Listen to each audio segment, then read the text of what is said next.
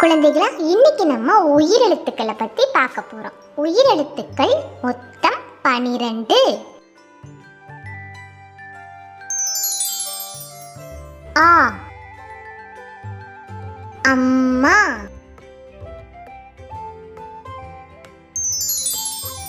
ஆ, ஆலமரம்.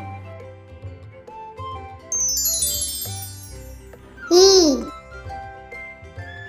இட்லி. ஈ, ஈசன்.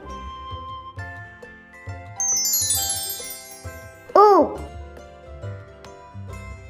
உதடு.